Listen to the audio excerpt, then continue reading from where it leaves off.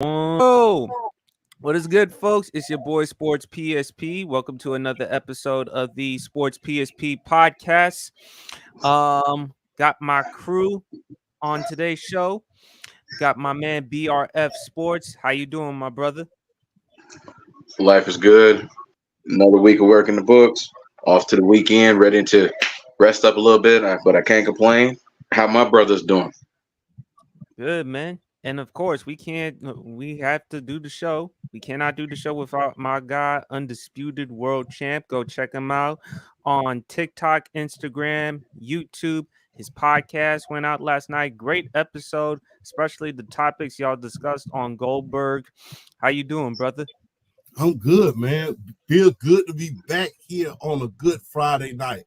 I always call your show the highlight of Friday nights for a reason, man. So it's always good to get up here and talk with my guys. So it's always good, man. Appreciate you guys.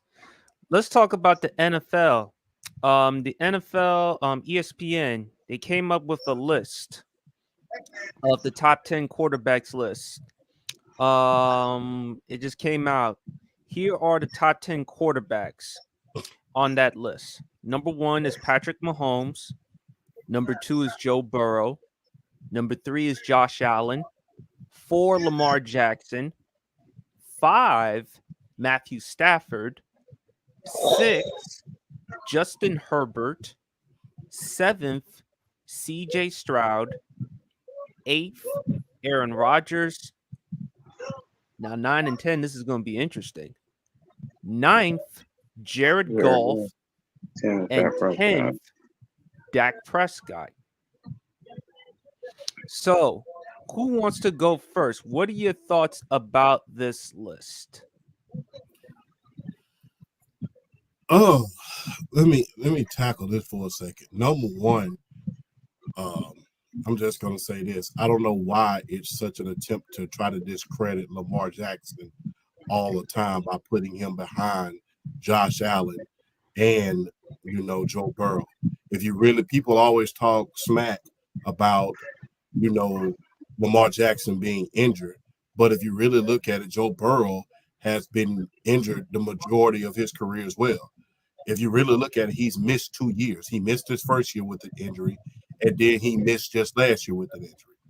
So I don't understand why it's such a big, move to try to discredit Lamar Jackson. If you really want to be honest about it, outside of Patrick Mahomes, outside of Super Bowls, he's the most decorated quarterback on this list outside of Patrick Mahomes.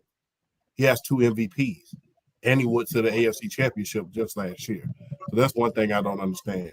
Number 2, I don't understand this. Why do they keep trying to put Dak Prescott in conversation he doesn't belong in? I just want to know that, because the thing is, if he wasn't playing for the Dallas Cowboys, would we be putting him in these conversations? Matt Ryan was at the top of the league for almost 10 years as far as passing yards, passing touchdown, in every statistical category. But yet they wasn't anxious to put him in those conversations. And he won an MVP and went to a Super Bowl, something that Dak never did.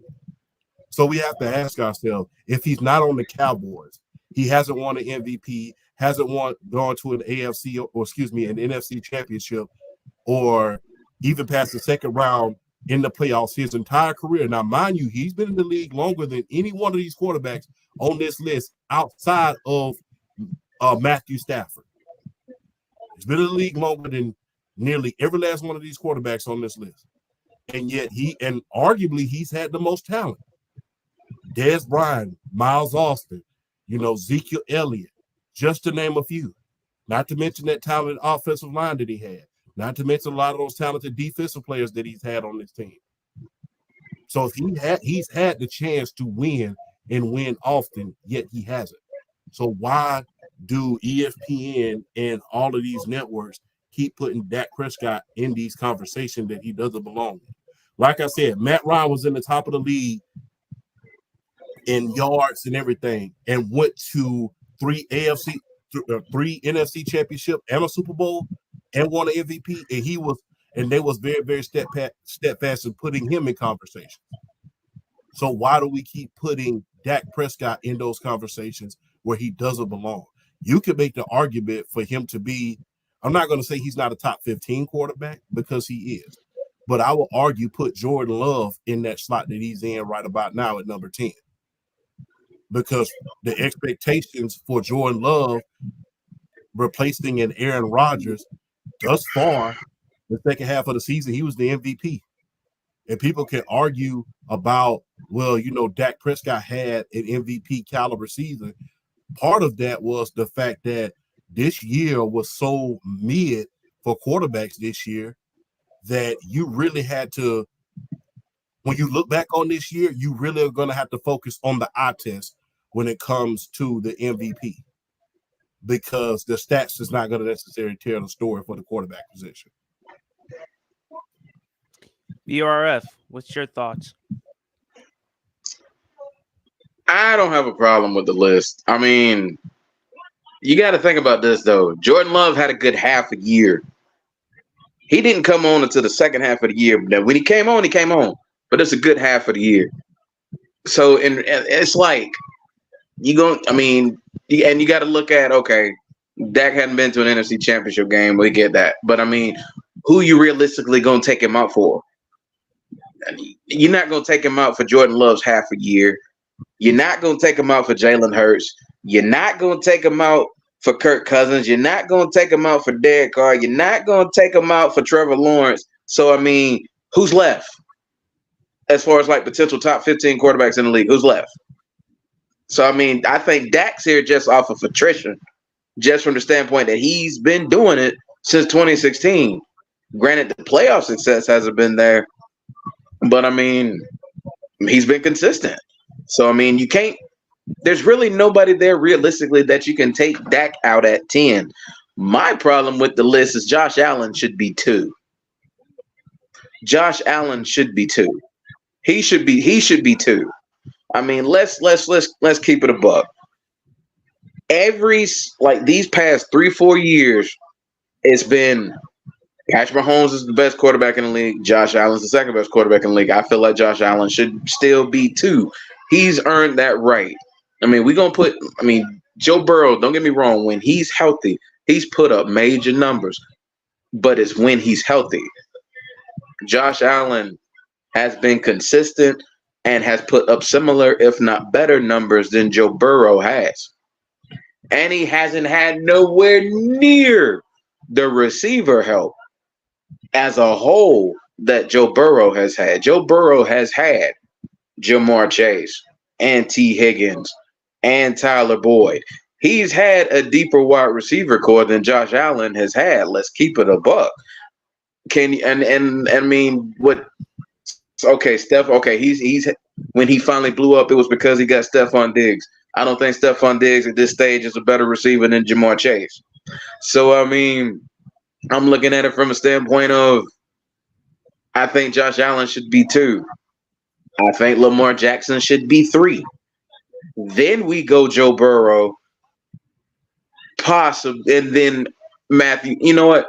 I'm glad to see Matthew Stafford getting his love, because the fact that man is still doing his thing, like has had this long career in the National Football League and still putting up his numbers. I love the fact that they're giving Matthew Stafford love. I love it.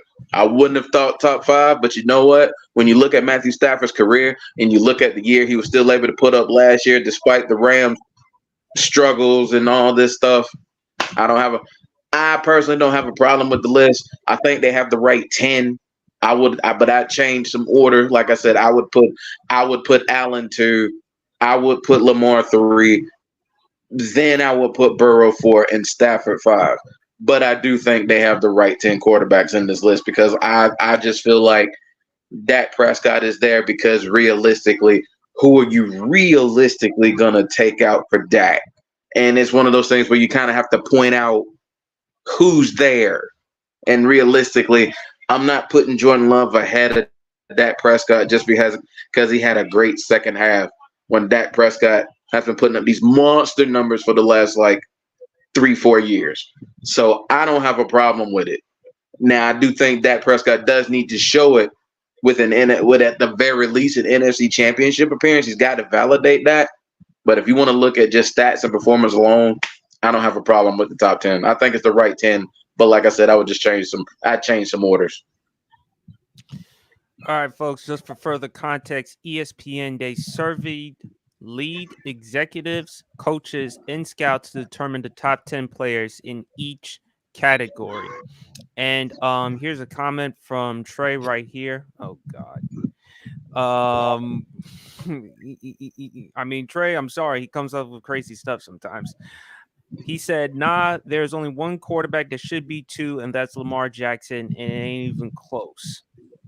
If you base that Yes, on it is. accolades, if you base it on accolades, and in his defense, I would say, if you base it strictly on accolades, then yeah. If you base that strictly on accolades, like I said earlier, the only other person outside of these other quarterbacks that has even remotely close to the accolades that Patrick Mahomes have is Lamar Jackson. Nobody else on this list has an MVP other than Lamar Jackson and Patrick Mahomes. So And if Aaron you Rodgers. and Aaron Rodgers out, well, Aaron Rodgers, that's a given. But I'm talking about recently, the past couple of years during this era. But the thing is, if you really, really want to look at it based on accolades and accolades alone for the modern quarterbacks, the only person who comes close as far as accolades in the past couple of years is Lamar Jackson. And so people can call that a hot take, but if you base it strictly on accolades, I want you guys to listen who's in the stands. If you base it strictly on accolades, that's not a crazy take. But it's crazy when he said it ain't even close. That's where it's kind of tricky to me. I have no problem with Mahomes at 1, Burrow at 2, Allen at 3. That's where I would rank it accordingly. Because when I look at Burrow, the problem with Joe Burrow has been durability. That's my only concern. And if Cincinnati, I'm afraid he may end up becoming the next Andrew Luck. Just another great quarterback that was drafted number 1 overall that didn't have a long career in the NFL and was shortened due to injuries. And that would be very unfortunate. That would be another travesty for the NFL because Joe Burrow is like, what, 27, 28 years old. At the time, he did sign like the richest contract for the quarterbacks. Now, I would love to see Joe Burrow have a long career in the NFL. And when you look at his production or the results before last season, Joe Burrow did help the Cincinnati Bengals to back-to-back AFC Championship appearances. Yes, he did. Joe Burrow has had some success beating Patrick Mahomes.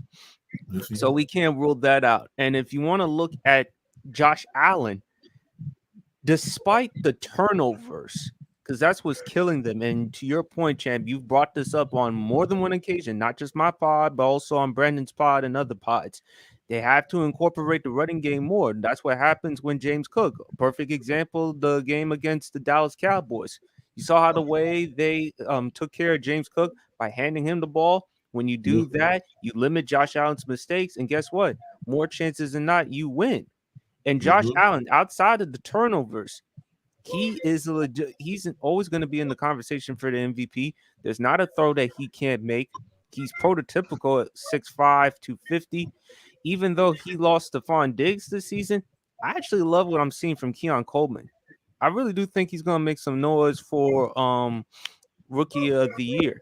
It's too early to tell, even though we haven't even gotten to the preseason yet. We're about to get there in about a month or so. Can't wait for that. But I do think that Josh Allen is going to have a big time year. Is it going to be for the MVP? Only who knows. Yes, I understand the accolades because Lamar Jackson has won MVPs. He's the only quarterback outside of Aaron Rodgers and Patrick Mahomes who have multiple MVPs. Not Burrow, not Allen, not any of the top quarterbacks have that. As far as Dak, I don't have a problem with Dak being in the top 10. But I do think sooner or later, Jordan Love will definitely be in the conversation for top 10. I definitely think so. I'm glad that CJ's on that top 10 QB list. If you're going right now, Champ, Do you think Justin Herbert is still a better quarterback than CJ Stroud? Even though CJ only did it for 1 year and Justin Herbert, he's never had the luxury of playing behind a good head coach like a D'Amico Ryans and with a good enough squad. Now he's going to be with Jim Harbaugh his first year. Would you still take Herbert over CJ? Oh, that's tough to say because the thing is, we got to see what CJ Stroud, the full force of what he can be, with everything aligning and everything good being around him. We did not get to see that with Justin Herbert, with unfortunately Brandon Staley as his head coach. We did not see that. And people don't want to give Justin Herbert the grace that he deserves because you had a bad head coach who couldn't coach his way out of a wet paper bag, number one. You had an organization that is notorious for failing quarterbacks. And, a lot of his weapons wasn't healthy throughout the season. If you look at guys like Mike Williams, and if you look at Quentin Williams, who they just drafted out of I think TCU, he hasn't been doing great thus far. So the thing is, I'm not ready to put him over Herbert as of yet. I have not lost faith in Herbert. This is only his 4th year. It's only his 4th year. They did get the offensive lineman Joe Alt, which I think it's beneficial. Yes, he has some bad offensive linemen. His weapons have not been healthy. He's had a very, very just a nasty head coach that he that really, really sold him, because unfortunately as a quarterback, you're gonna get blamed for a game that he had against the Jacksonville Jaguars in the playoffs. But at the end of the day, we all know the reason why that happened. It's because of Brandon Staley, who was really an Aaron Donald and, a Rams defense merchant. But I digress. So I'm not ready to put him up in there yet, but I will say this. Justin, it's time for you to perform now. We've given you a lot of grace because of Brandon Staley. Now you have a legitimate head coach, a coach that's proven. And a coach that has won with quarterbacks that are far less talented than you are. And think about Colin Kaepernick. He's not a Justin Herbert. Think about Alex Smith. He's not a Justin Herbert. So guess what? Got JJ McCarthy to the point that he was drafted. When was McCarthy? Was he drafted top 15 this year? He was 10. Yes, to the Minnesota Vikings. Yeah. They traded up in the draft just to take him. Exactly. And they just signed him to a fully guaranteed contract today. Exactly. So he's won with quarterbacks that are far less talented than Justin Herbert. And I think that this is going to definitely, these next 2 to 3 years are definitely going to be do or die years for Justin Herbert as far as being a certain conversation. Because if you don't win, now that you have a hell of a coach, and now that they're very, very serious about building something around you and not failing you, it's going to be on you now. So I have to give Justin Herbert that grace because, like I said, he's been in the league for a short period of time, and he has had he was horrible. He was horrible. So the thing is, I'm not ready to put him in that conversation just yet above Justin Herbert, that being CJ Stroud. But I will say it is a show and tell year for him at this point in time. All right. Now let's get into the news this weekend. Skip Bayless. It was reported from the New York Post that he is leaving Undisputed. It's really unfortunate what has happened, with Skip Bayless. What are my thoughts about the whole situation? Look, the bottom line was obviously it's because of ratings. It's because of business. And when you look at the ratings since Shannon Sharp's departure from Undisputed, the ratings have went down. With the new format that Undisputed has, it's just not the same. It's just not the same. I don't know what's gonna happen with Skip Bayless. I do think he should go into a different transition as far as like with YouTube. I mean, because at this point, ESPN, I don't see him going on First Take. Stephen A. Smith and Shannon Sharp, they're doing their thing on First Take, and they don't need Skip Bayless. As for FS1, look, after this football season, Colin Cowherd, his contract is up, so they can't lose a guy like Colin Cowherd. And I just think for me personally with Skip Bayless, and I'll say it and I'll say it again, man. Yes, he opened the door for a lot of opportunities for Shannon Sharp and Stephen A. Smith. But at the same time, it doesn't take away who Shannon Sharp and Stephen A. Smith are and what they've accomplished. And look, Skip Bayless, I knew that he and Shannon were over on Undisputed. Remember when the Tom Brady situation, when Skip Bayless accused Shannon Sharp of being jealous. Then the Monday Night Football game between the Buffalo Bills and the Cincinnati Bengals, with the situation with Damar Hamlin, and then later Skip Bayless's tweet. Got so bad for Shannon Sharp, he didn't even show up to Undisputed the next day. And then the day after that, while he's doing his monologue, Skip interrupts him. So I knew that the writing was on the wall for both of them to part ways. I don't wish bad. I don't wish ill will for Skip Bayless. He's definitely given us a lot of great entertainment as far as with First Take, Cold Pizza, as far as with Undisputed. He's opened the doors for a lot of people in the sports media business. But as far as his chance, and again, still under contract, you know, in 2021, they paid him 4 years for what, 32 million?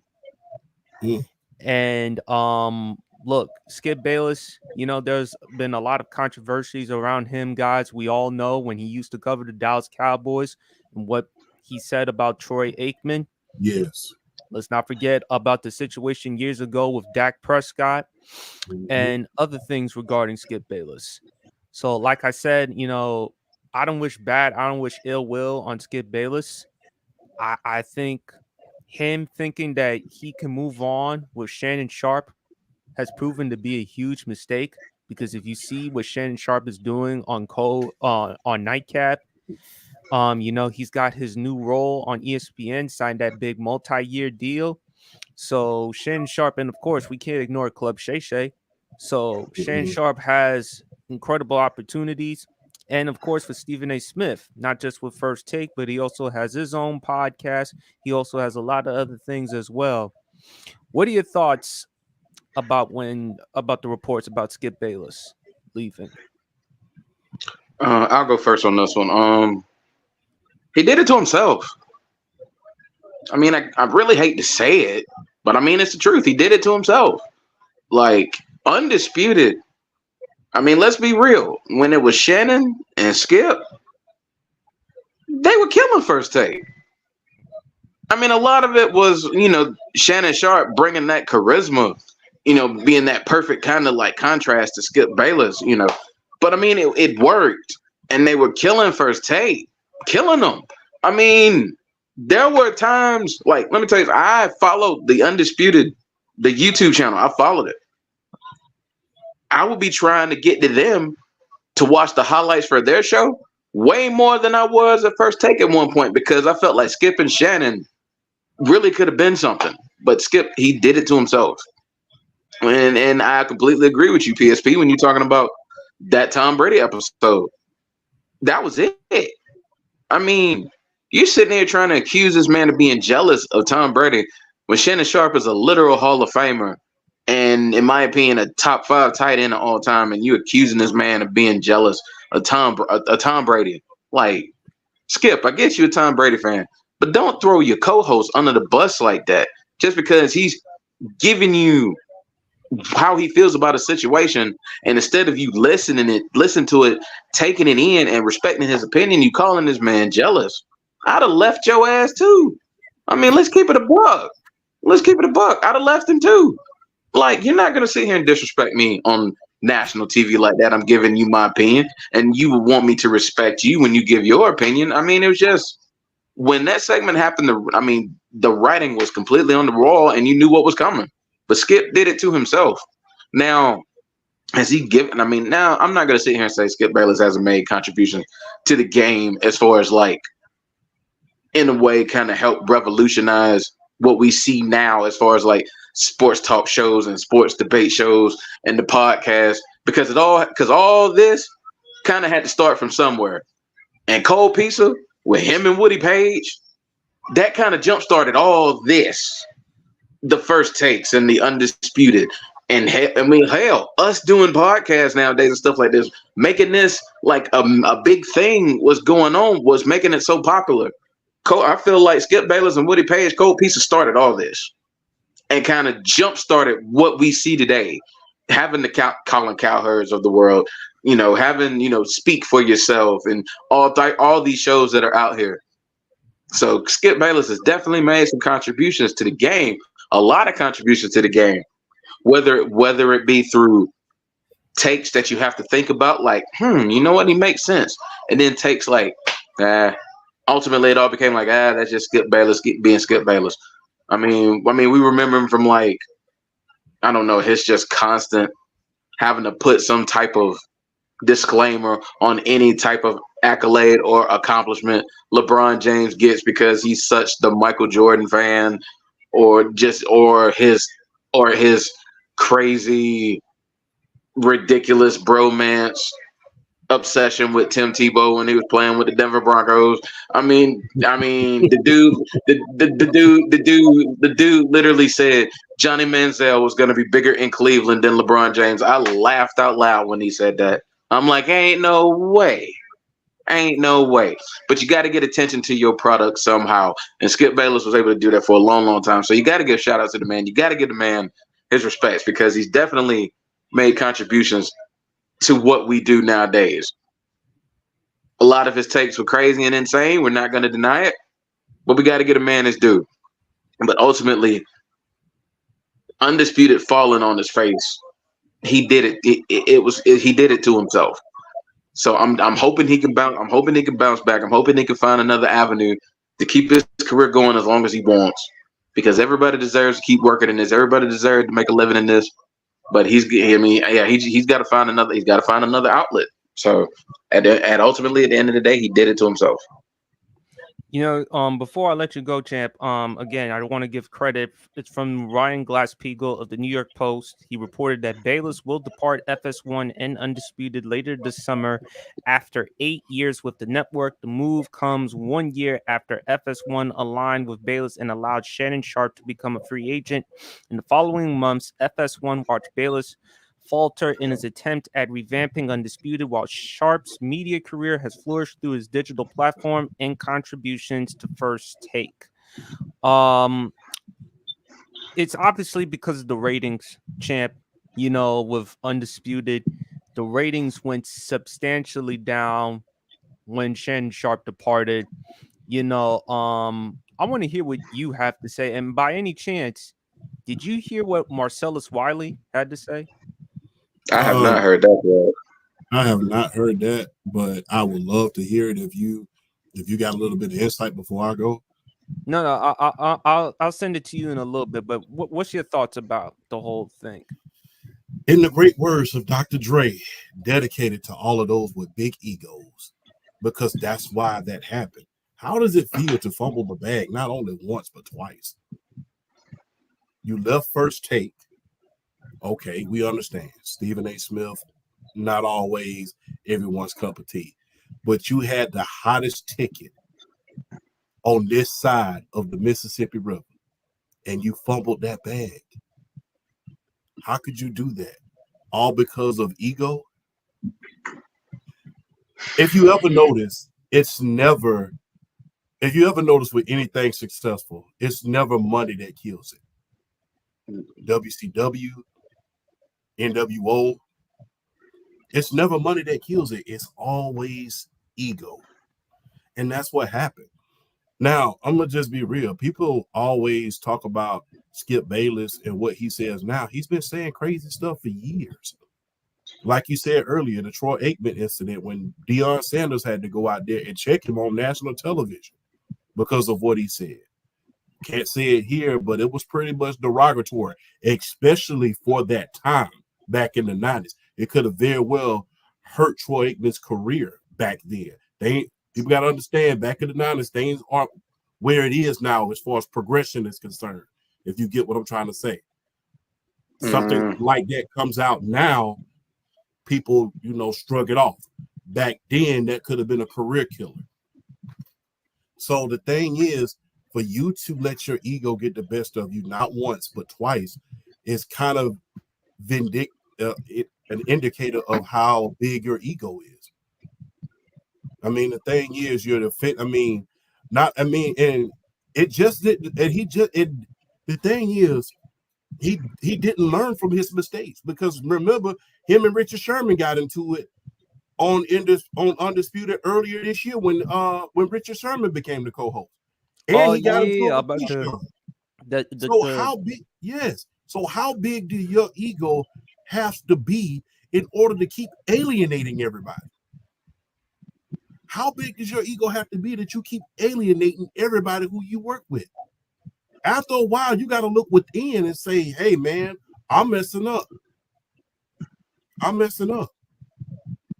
And let's just face it, Keyshawn, great personality, great charisma, but he's no Shannon Sharp. He's no Stephen A. Smith. Richard Sherman, same thing, but he's no Shannon Sharp. He's no Stephen A.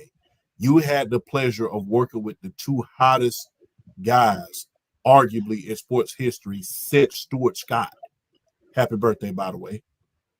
You had the best opportunity to work with these two legendary icons, not only in sports, but in pop culture. And you let your ego destroy not one, but two shows. Because remember, and you left First Take, a.k.a. Cold Pizza, and then made an even better show in Undisputed. So after a while, your ego takes over and says, okay, I lose this guy. But you can't replace everybody. A lot of people are expendable, but not a lot of people are replaceable. There's a huge difference. And I don't think that Skip Bayless realized that. Now, do I hope that he finds another avenue? Yes, I do. But the thing is, are people going to pay attention to you? Because this is not like the old days when you could go back to beat writing and things of that nature. It's not like you can go back to the Chicago Sun or the Dallas Herald and things of that nature. You can have these huge platforms on YouTube require for people to listen to you, much like we listen to PSP and UBRF. So the thing is, yes, I believe with his expertise, he can start up something. He has the expertise and the knowledge in order to do so. But now that you've alienated a lot of your co-hosts, are people going to listen to you and feel safe with the information that you're putting out? Because you have a bad habit of being biased. Mm-hmm. I mentioned Marcellus Wiley, who used to work on ESPN, and also worked on Fox Sports. Mm-hmm. This is what he really said regarding Skip Bayless in terms of his impact. It's tough to respect fully what Skip did because he was taking shots at what he was doing. Wiley said on his YouTube channel, he was taking shots at what he was supposed to be covering. He literally was out there and he hijacked sports media worse than anybody else. And this is why I understand why people are dancing on his grave, because I even have resentment towards Skip in this way.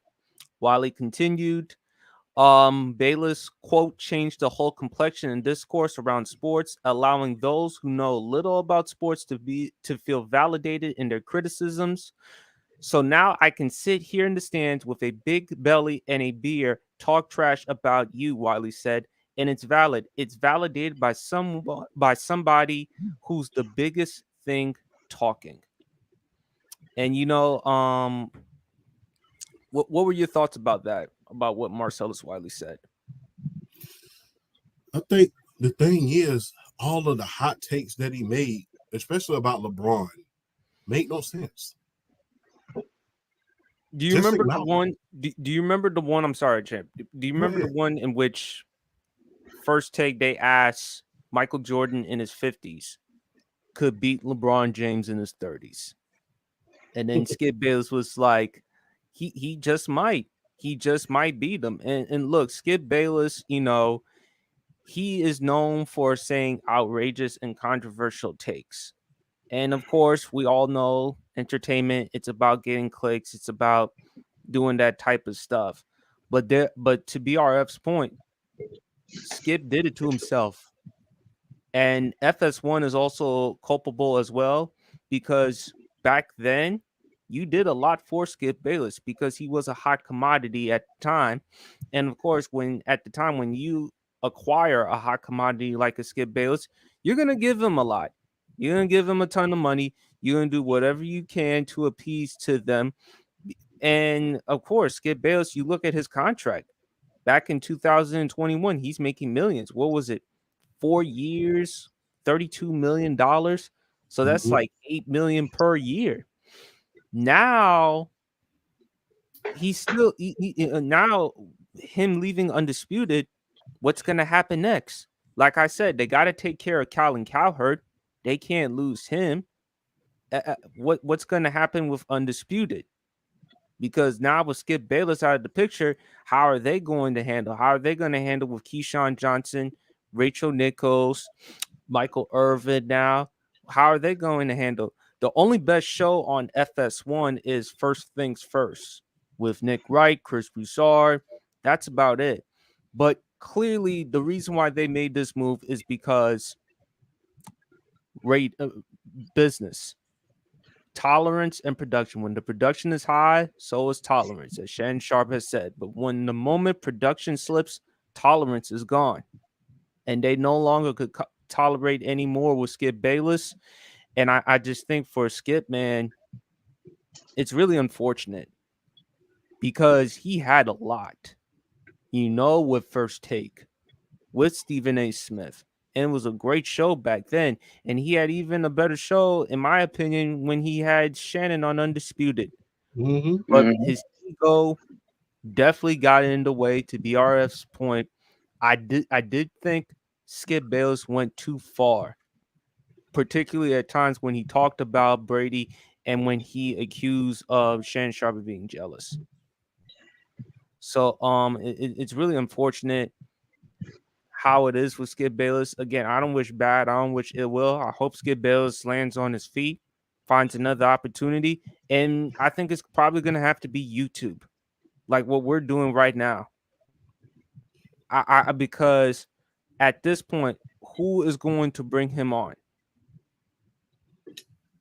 And who's going to listen to him? Like I said, once your credibility has been shot at a certain point, and credibility doesn't necessarily have to be who you have in these sports media offices or your sources and things like that. Once people will not listen to you anymore, then basically you become very much obsolete at a certain point. Because out of all three of us on this, now I think a sports savant will follow a Skip Bayless because they probably followed his work all the way back from SMU all the way up to Dallas and the Chicago Sun and things of that nature. Guys who know the history and are sports savants, they may follow him on the YouTube. But for the casual fans of certain demographics, I don't think they want to hear anything else you got to say. I mean, it's just a question. I mean, I don't think that show, even if he has a YouTube show, it's going to be a shadow of what Undisputed was, even in its darkest days. It's going to be a shadow of what it was. So the thing is this, you got to put your ego aside. You have to understand when you're getting fed, spoon-fed something, you have to understand where the food is coming from. And the thing is, hey, once that show took off, hey, it you have to pick and choose your battles. And my thing is, the worst thing that you can do, the absolute worst thing that you can do, is try to embarrass someone, not just in a public setting, but on national television where you have millions of people that everybody sees it. You don't want to embarrass somebody one-on-one, so you tread lightly on the way you talk to them. You don't want to embarrass them in a private setting, but on a public setting, on a huge platform where millions of people are watching, you have to be careful, especially when you have such a great thing going. You know, Like I Champ, that's said, interesting. That's interesting that you bring that up. If you're doing this publicly, imagine what you're doing privately. yes. Imagine So, what you're doing privately. Yeah, yeah, that's a good point. So, because if you and feel that comfortable doing that publicly in front of a guy like Shannon Sharp, yeah, and to your point, it was kind of like a Nas situation, on one mic. I let this stuff slide for too many years, and now I'm going to check you where we stand because you've done this too many times. Because after a while, people get tired of you know, treading on their soul. And after a while, you keep going into that yard, that dog gonna bite you. mm-hmm. And he might shake on you a little bit to the point where you might not walk out that yard. So the thing is, you have to watch your ego. And I think when people get too comfortable, they let their ego take over. Like I said, if you look at everything great that involved any group or any great setting, it always ended, not because of money, it always ended because of ego. I mean, you could talk about music groups from NWA to organizations like WCW to the downfall of many great men who were the head of organizations. It always ended because of ego more so than money. Absolutely. Also, I listened to what Stephen A. Smith had to say on his pod. He was really sad with what happened regarding the news with Skip Bayless. He still looks at Skip Bayless as a brother, as a friend, has a lot of love for him. Has appreciated Skip for everything that he's done for him in his career, even though, it's just really unfortunate. And I think it's a lesson for all of us to realize just how good we got it. Don't blow it by ego tripping. Yeah. And so, go ahead, champ. No, I'm agreeing with you. Hey, my dad always told me, man, don't bite the hand that feeds you. And just because it's coming from another hand doesn't mean, and just because it's coming from somewhere else, that don't mean it's not coming from the same hand. So, hey, you got to watch yourself, and especially when. Can you imagine the contracts that Shannon and Skip would have gotten had they continued? Can you 57 record. imagine that? They, I That would mean, have been record breaking. with the ratings and just as hot as that show got, they could have made so much really good money together. But That was like a Champ say, record break. ego will break you. Ego will break you. Yeah, Absolutely. be humble. In the great words of K-Dot. Yeah, definitely, man. Just realize how good you got it because there's no guarantee. There's no guarantee. You're not promised tomorrow. But Exactly. hope Skip Bayless lands back on his feet. Folks, let's talk about another a great moment. Let's talk about a great moment. The return of NCAA football. The video game came out Monday. 11 years. Actually happy. Bought the PS5. Promised myself I was gonna buy myself that PS5 with the game, and I did. I spent before I hopped on the pod today, I spent a good 4 or 5 hours playing that on Road to Glory, man. Love Road to Glory. The game is pretty good. Now it's not. I love the graphics. I love the playing style. I love the atmosphere and everything else.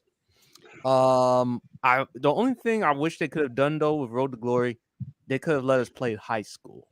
I wish they could have allowed us to play at high school, kind of just give us the feeling of what it was like to play high school en route to winning the state championship, signing day, everything else. But so far I like the game. I think it's a lot of fun.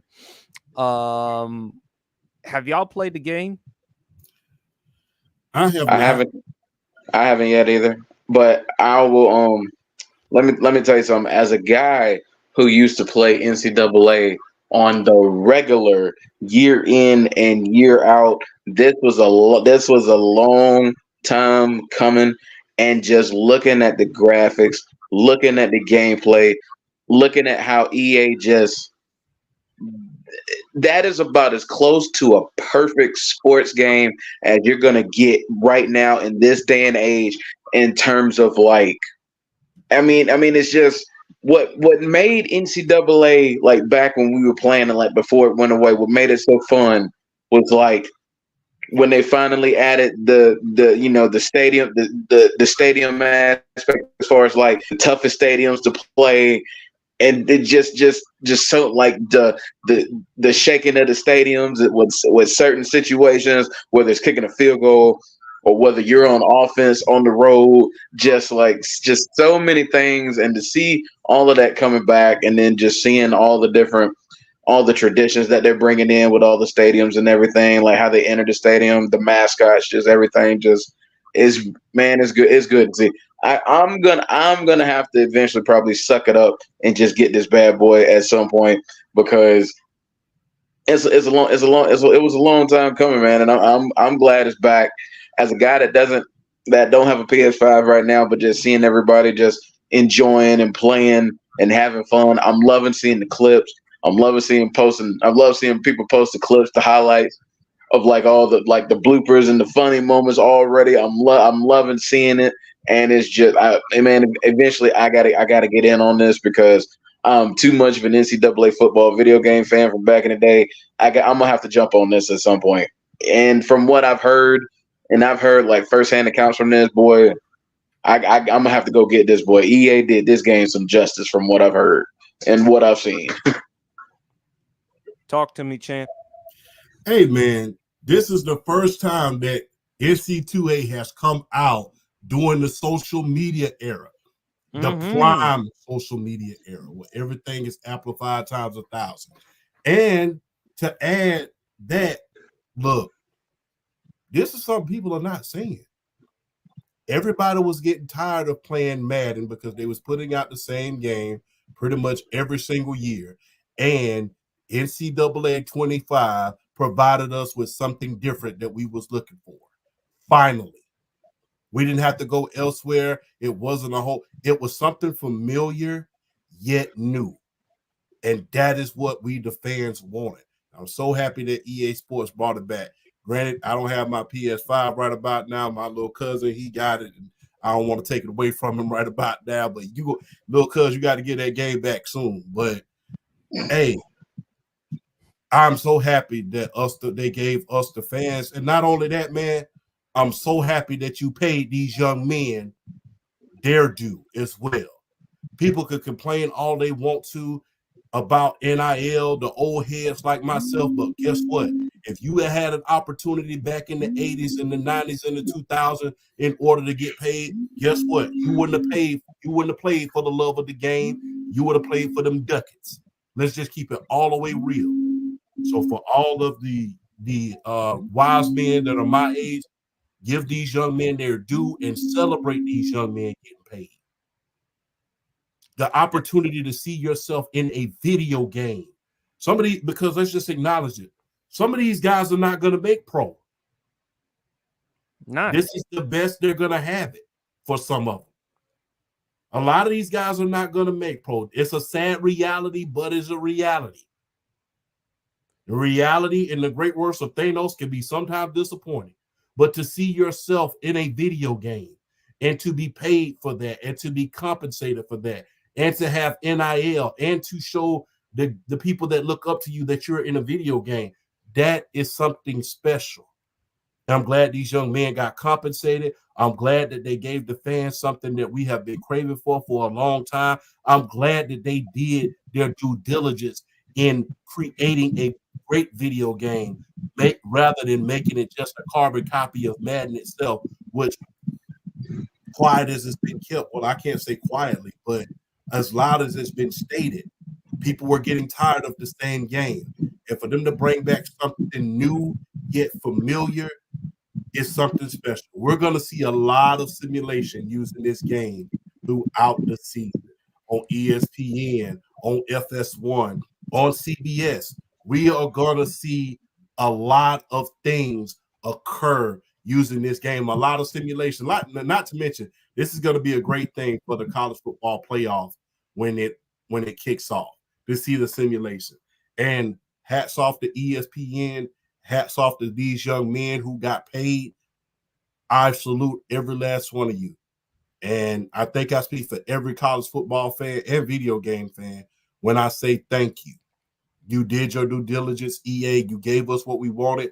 And you got these young men who were desperately seeking in order to make sure that they were compensated for their hard work. You made sure that they were paid. Hats off to you. Well, I'm reading an article right here from Michael McWhirter. It says it right here. Electronic Arts' revival of its college football series is already off to an incredibly impressive start. The publisher announced Friday that EA Sports College Football 25, which officially launched Friday, has had more than 2.8 million players, 2.2 million of whom paid to play the sports sim in early access. And already the EA Sports College Football 25's $100 version, which is the deluxe version, has already sold 2.2 million copies. So that should tell you something. And Champ, I'm glad that you mentioned Madden. Do you think this is going to put Madden in the mindset? Okay, NCAA is kicking our butt. We really got to step. We really got to amp up our game, because if you look at Madden 24, particularly on TikTok, gotta admit, man, it was pretty bad though. Yes, and like I said, now I have a choice. There's nothing like when you have a choice. When you have a choice, options are a beautiful thing. When I have the option not to play this video game because it's so crappy. It's a corny term, but that's the only thing I can think of. Because it's so crappy at a certain point, and I have the opportunity in order to play this game over here, of course I'm going to take that. So that should light a fire up under the behinds of the creators of Madden in order to do something about that game. I mean, you have to add it. You have to add something to it that's going to make it stick out. And we don't want to see the same video game played over and over again. And one has to ask themselves this. Once those rights run out in a few years, hey, with a lot of fans clamoring for something, is that going to put pressure on them, on the NFL, to say, okay, we know you've been partnering with us for a long, long time, but these video games that you're putting out are not fan friendly at a certain point. We're going to start giving the rights to other companies in order to use it. Because remember, they kept making the same game with NBA Live for many years. And eventually, and I think I said this on my pod, eventually, once 2K came along and they got it to the point where where's the powerhouse where it is now, 2K defeated NBA Live, and NBA Live has not been the same since.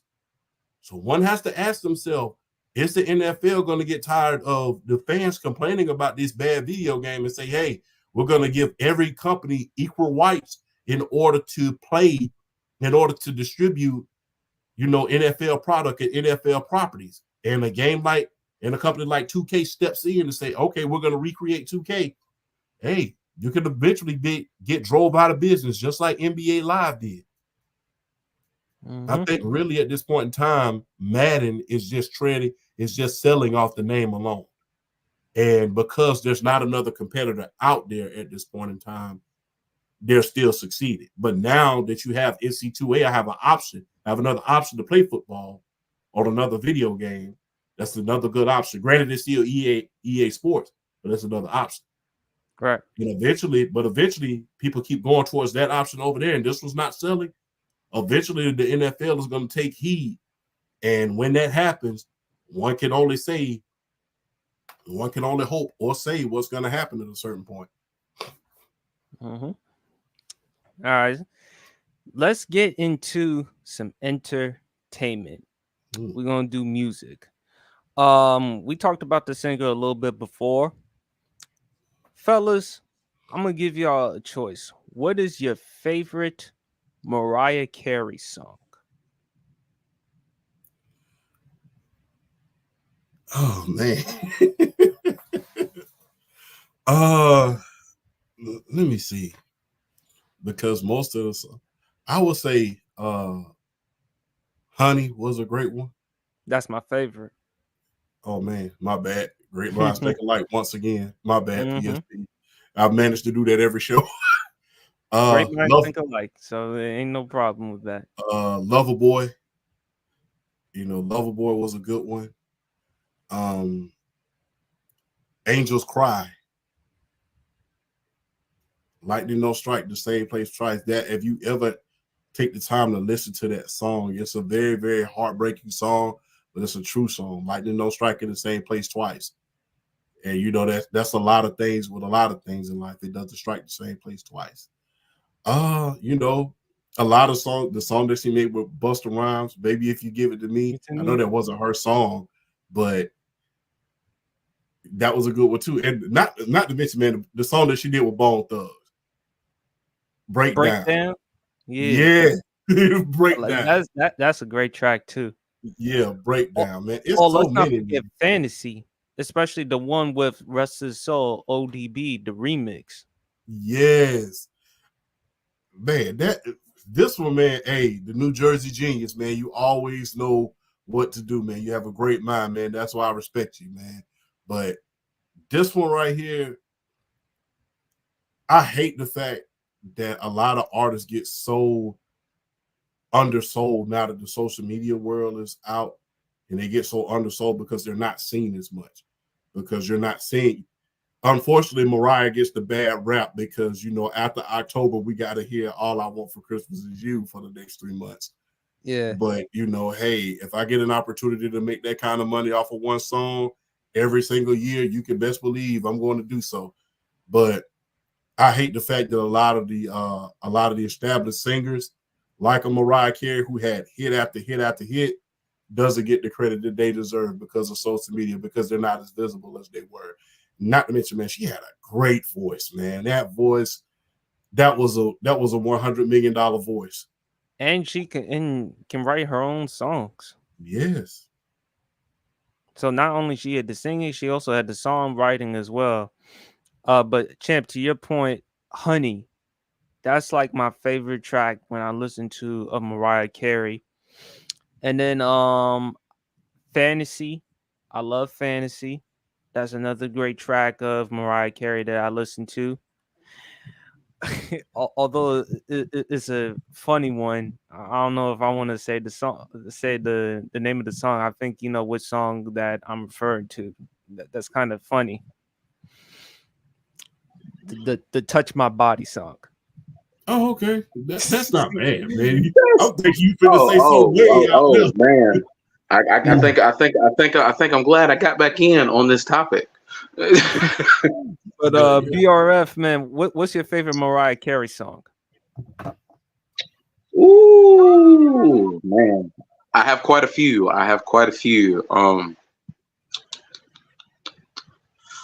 If I had to pick one, Always Be My Baby. It's probably my all-time favorite. I love that song. Like I'll forever love that song. But I'll say this much. After the Obsessed song, I kind of developed a newfound respect for her. The way she went at Eminem in that song, I developed a newfound respect for her after that one. I'll tell you that much. But she had a lot of really, really good songs though.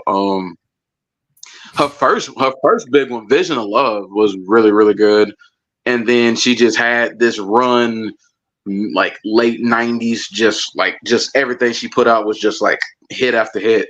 But yeah, Always Be My Baby is probably like my all-time favorite Mariah Carey song. All right. I mean, hey, Mariah, man, hell of a singer. The 90s, early thousands. Remember, Champ, remember the song from Cameron, Oh Boy, and how she did her own song with that one? That was a good one. Yeah. Heartbreaker. Let's not forget Heartbreaker. That was a good one too. Yeah. Don't forget about all those kind of a sad song. Don't forget about One Sweet Day with her and her Boys the Man. Oh yeah. That's a good one. Yeah, the One Sweet Day. Thank God I Found You with her, Nas, Joe, 98 Degrees. Hey man, hit after hit after hit, man. The 90s wasn't no joke, man. That's the best time, man. That's the best time. But speaking of the 90s, we're gonna continue on with our wrestling one. We were supposed to do this a couple of weeks ago, but we had some changes. Favorite Bret Hart moment. I'm gonna go first. Of course, I'm gonna say WrestleMania 13. Him and Stone Cold Steve Austin. Legendary match, because I do think that definitely helped Steve Austin as far as with his career. That was also the match in which Bret Hart turned heel. Stone Cold talked about how great that match was. Bret Hart, the same thing. To your point, Champ, that was probably the beginning of the Attitude Era. And just how great the match was because of how historic Bret was as a technician. And Steve, before the neck injury, he was a very underrated technician. I don't think Steve has gotten enough credit for his in-the-ring skills and ability. So that match, but also him in WrestleMania against Russ's Soul, Owen Hart. And then after that, he later faced Yokozuna in the main event and then won the title. That was another great one from Bret the Hitman Hart. Bret, I mean, great champion, took the wrestling business seriously. Obviously the royalty, his father, Stu Hart. He takes wrestling to heart. It was just great. Just watching the documentaries on him. In my opinion, the greatest technician in the ring. Even though BRF, you've made the argument for Owen Hart, Bret Hart right there. Bret Hart, you can't go wrong with Bret Hart. I don't know too many people in the ring that can do it better than him. And another great moment from Bret Hart, I would have to say. Another great moment from Bret the Hitman Hart was probably just him being the hero, because a lot of people, they grew up idolizing Bret Hart, the figures, the glasses that he wore. Again, from the country of Canada, he's a Canadian hero. He is revered. So a lot of great things. And another great match from Bret the Hitman Hart. Let's not forget the Iron Man match, WrestleMania 12, between he and the Heartbreak Kid, Shawn Michaels. That was one hell of a match, man, for over an hour. And to have those two talents in the ring, in Bret Hart and Shawn Michaels, whew, that was fun to watch. But BRF, I'm gonna let you go. What's your favorite Bret Hart moment?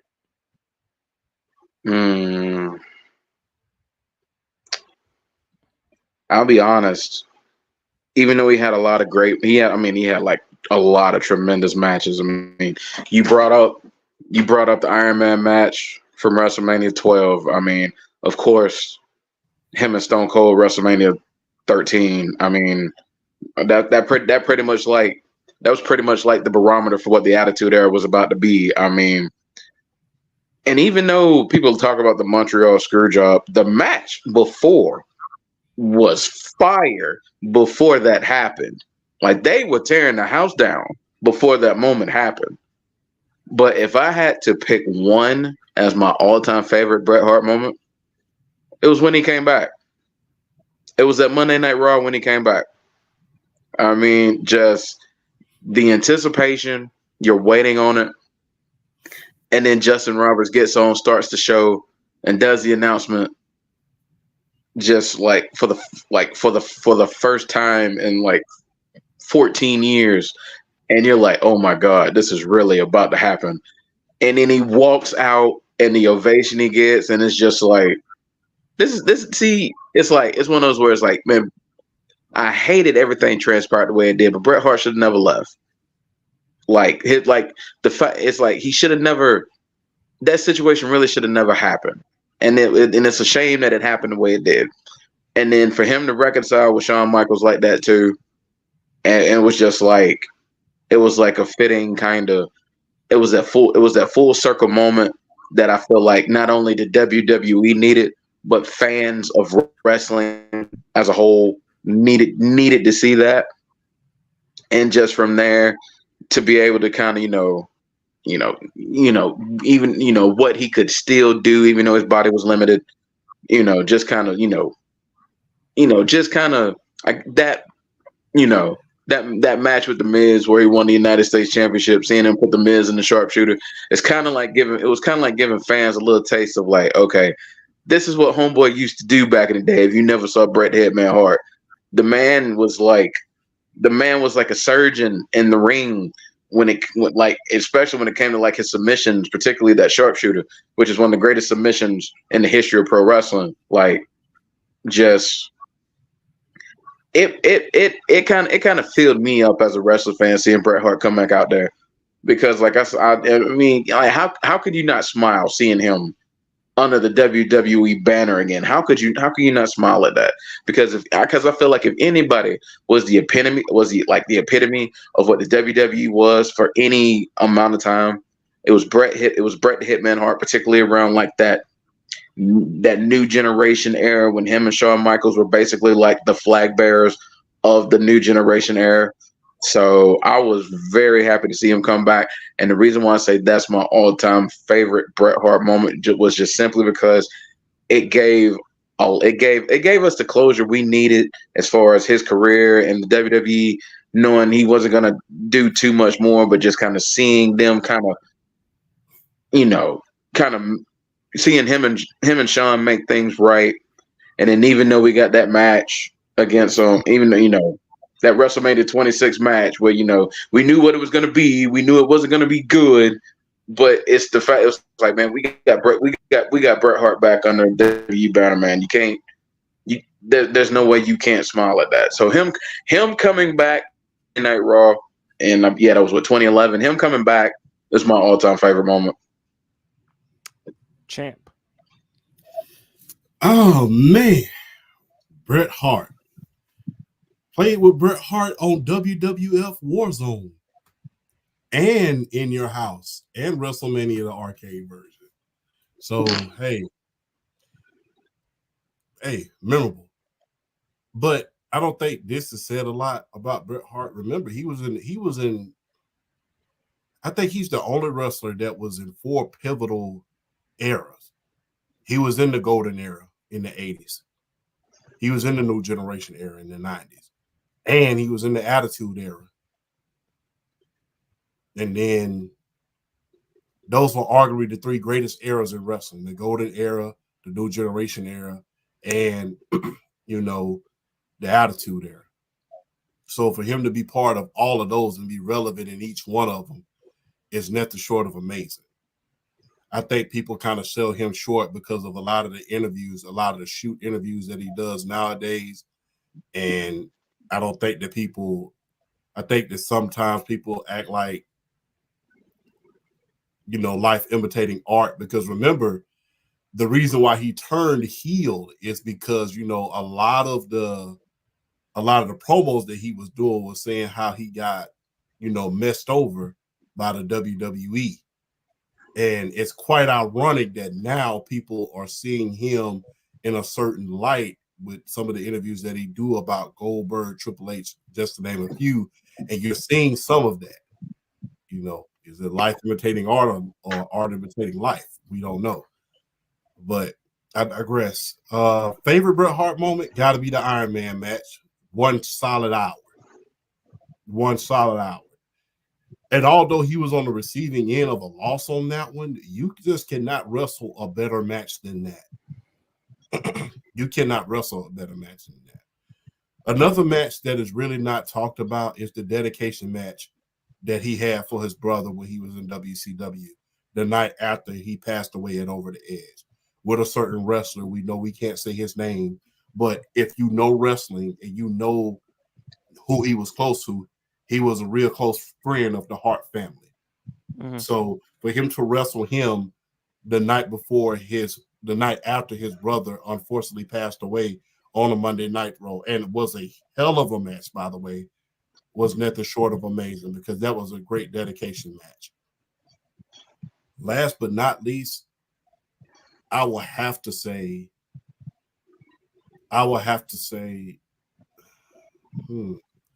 him winning his first title from Ric Flair. That's a great one. 1992. Yes. For you to go over a Ric Flair back then is nothing short of amazing. Because that is when, in my humble opinion, the new generation really began. Now you still had your Hulk Hogan's and everybody who was the stalemate of the golden era on top. But I think that moment right there signified, okay, this guy is not a gigantic type of guy like a Hulk Hogan, like a Warlord, like, the Ultimate Warrior.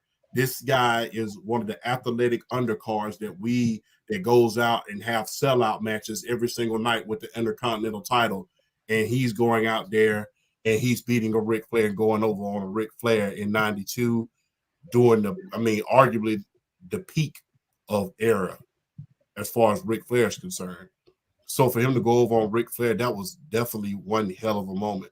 And people don't talk about this as much. He was the very first guy to pin the Roddy Piper shoulder to the mat. He was one of the first and only guys to ever do that. Because remember, Roddy Piper had a rule. My shoulders are not going to that mat.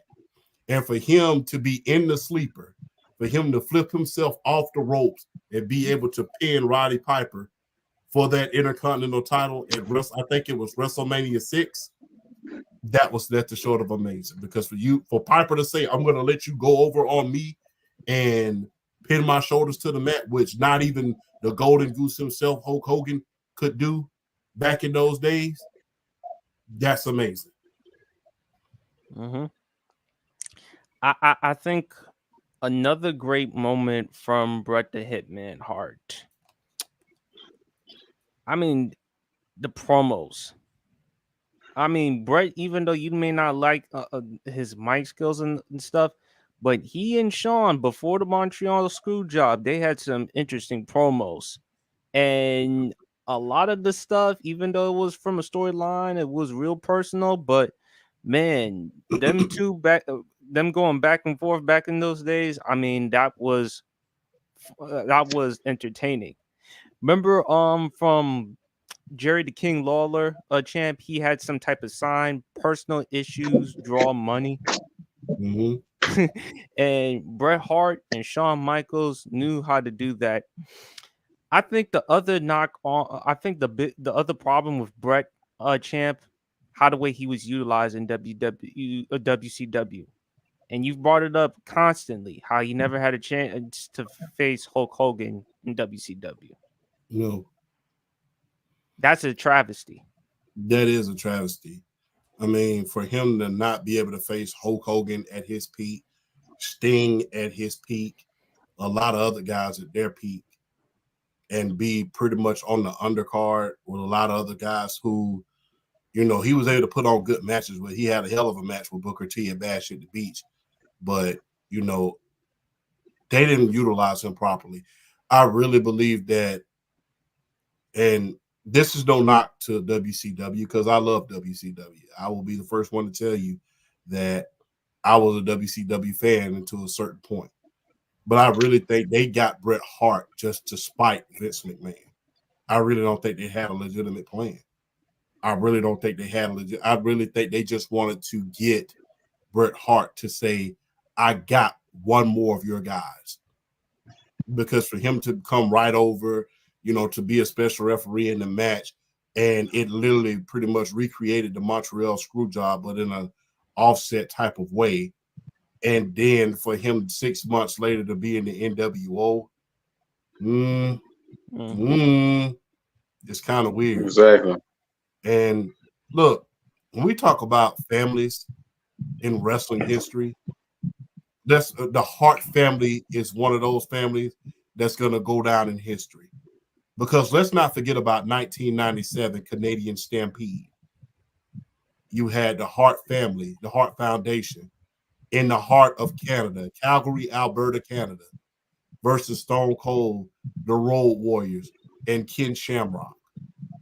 And the whole Hart family was in the ring, including, all of the all-time greats, including Stu, was involved in that match. Because remember, during that match, the great Stone Cold Steve Austin, somebody threw a drink on Stone Cold Steve Austin, and he grabbed Stu Hart. And they ended up throwing him back in the ring, and they rolled him over in a small package and beat him. And the whole Hart family was in that ring. That was essentially Bret Hart and his family's pay-per-view and their tribute. So if you want to point to any Hart moment, it's that. And the Hart family, man, one of the greatest families to ever live in wrestling. Not to mention they train.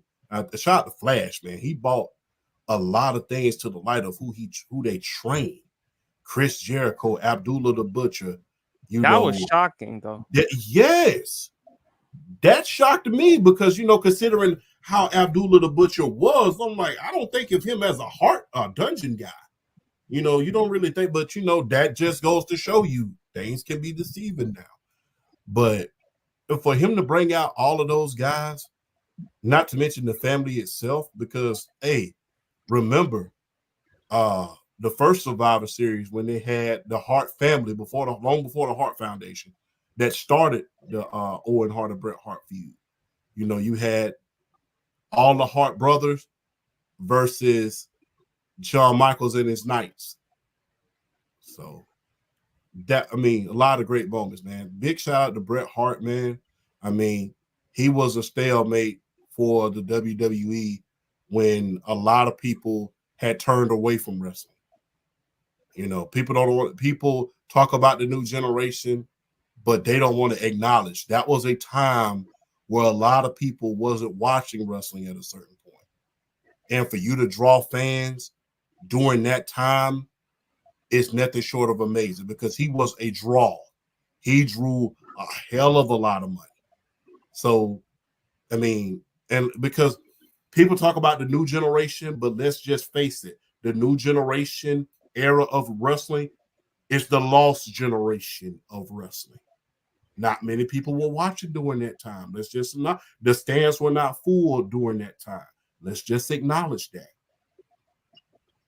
They had their great characters in Razor Ramon, Shawn Michaels, Bret Hart, just to name a few. But at that point in wrestling, after the golden era, in the new generation era, wrestling hadn't lost its mojo for a good little while. On both sides, not just in WWE, but WCW as well. So for him to draw money during that time, and if you put Bret Hart on the card, it's going to sell out. That's nothing short of amazing because not everybody was watching during the new generation era.